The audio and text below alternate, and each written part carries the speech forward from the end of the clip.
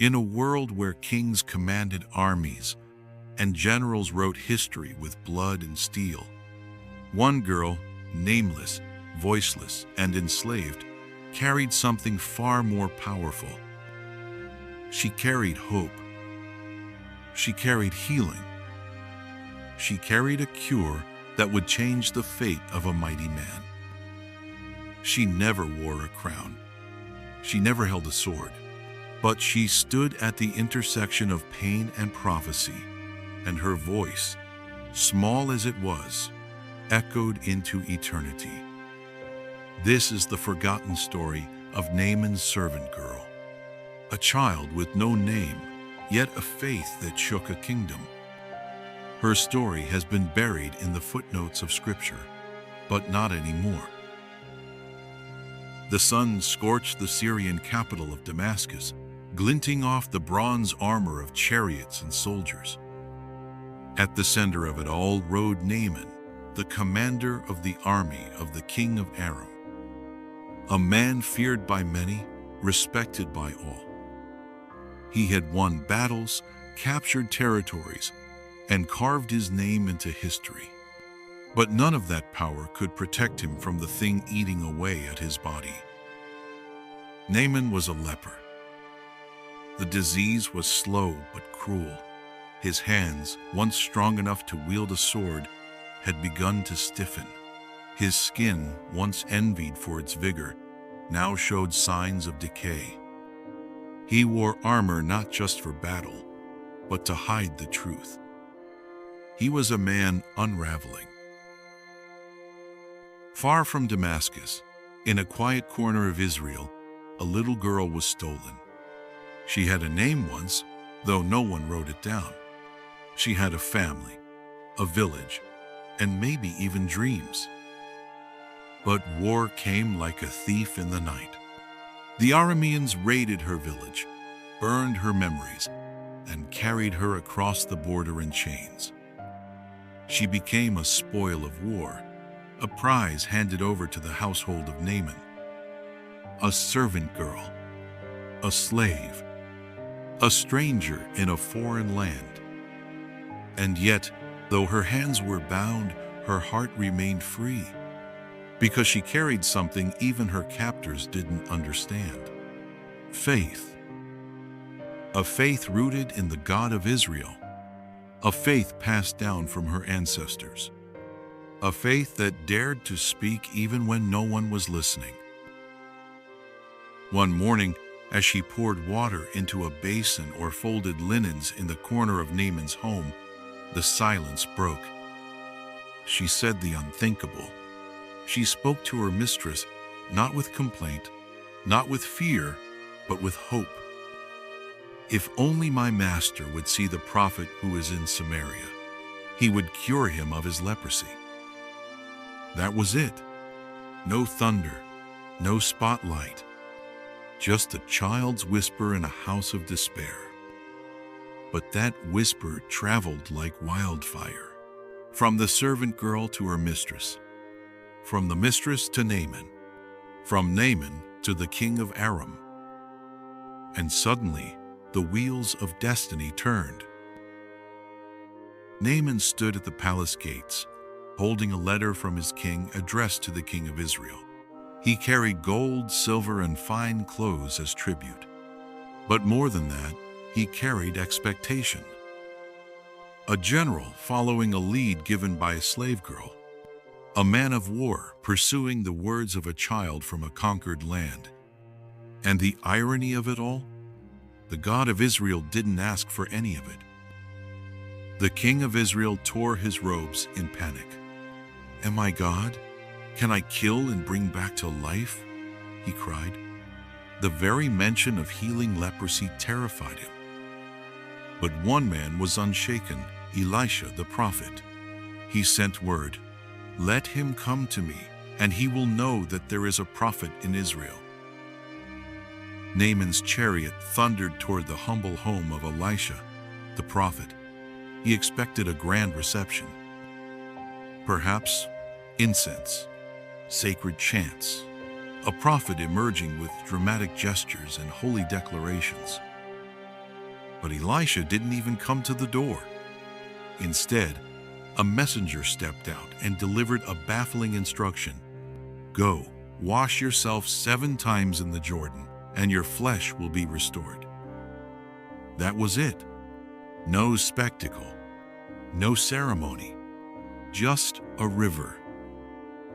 A dirty, unimpressive river. Naaman was furious. Are not Abana and Pharpar, the rivers of Damascus, better than all the waters of Israel? He scoffed. He turned away in rage. But again, the voice of the lowly broke through. This time, it was his own servants.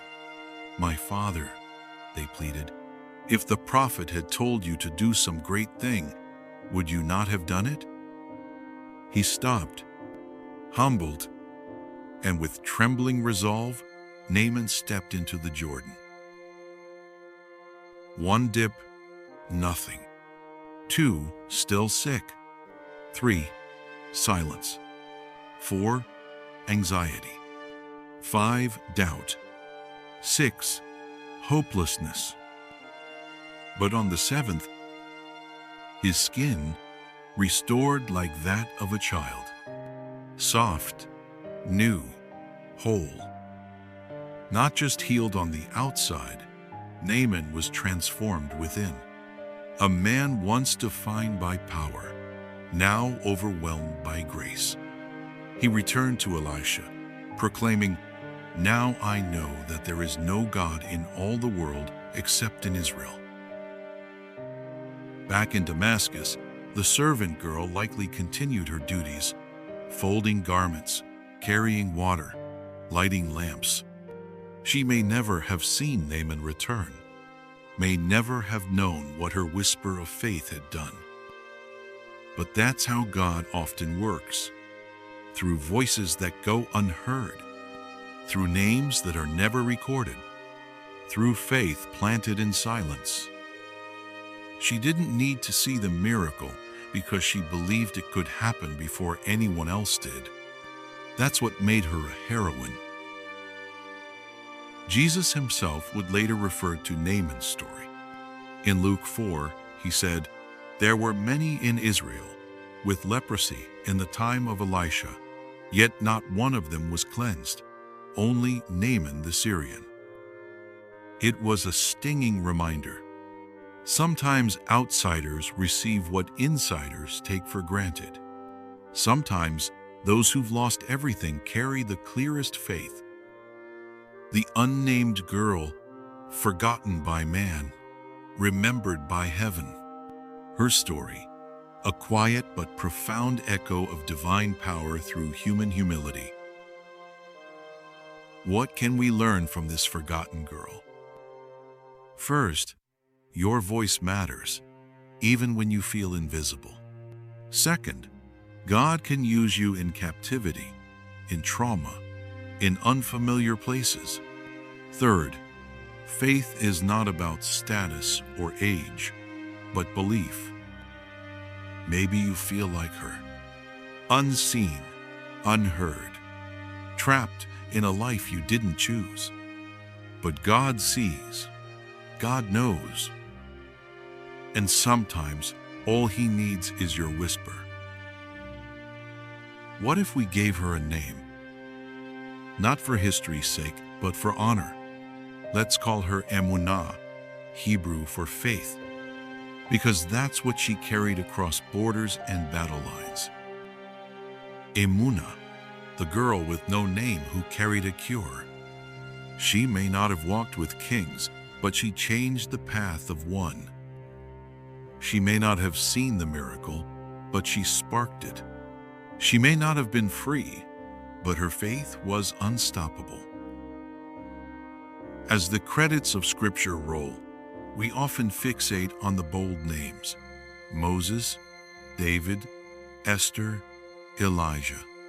But in the shadows, there are voices like Emunah's, unnamed, uncelebrated, but never unloved.